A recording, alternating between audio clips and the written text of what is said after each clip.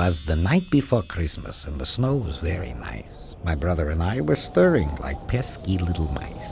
There were no stockings hung by the chimney with care, but the smell of potato latkes still filled the air. My brother and I tried to be quiet as sheep, but it was also the 6th night of Hanukkah, and we couldn't sleep. My mother and father, in their own warm bed, had eaten too much chopped liver and wished they were dead. When out on the lawn there rose such a racket, it sounded like my aunt making a left turn in traffic. Away to the window I flew like a flash. I thought it was that Meshuggah cat getting into the trash. I looked out the window through the new-fallen snow and thought in the distance I heard, ho, ho. The moon on the breast of this misty white show gave the luster of cream cheese to objects below, when what to my wondering eyes should appear but a flying pushcart and 8 tiny reindeer with a little old driver so lively and quick I thought it was a rabbi who knew from St. Nick.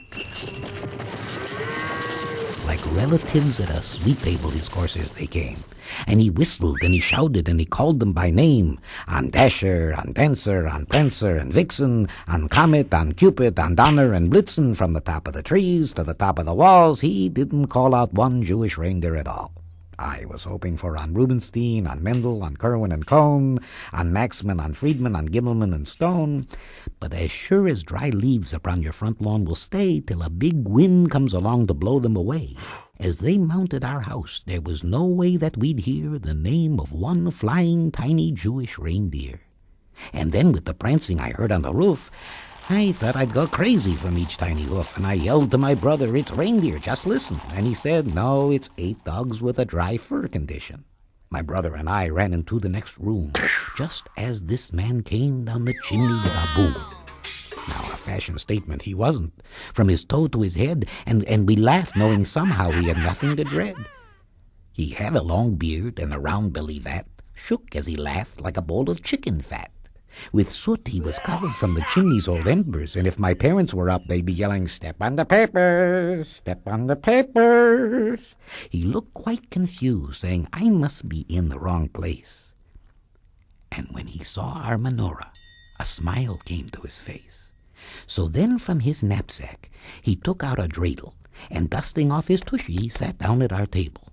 With a wink of his eye and a come here with the finger, we joined him, and at dreidel he was a humdinger. He beat both my brother and me at each game, and we both said, "Red Rabbi, please tell us your name." Well, he gave us 2 dreidels to remember our loss, saying, "I'm not a rabbi. My name is Santa Claus." And then placing his finger at the side of his nose and nodding his head, up the chimney he rose. He sprang to his cart, putting his knapsack away, and he started his team with a yippee-hoy-vey.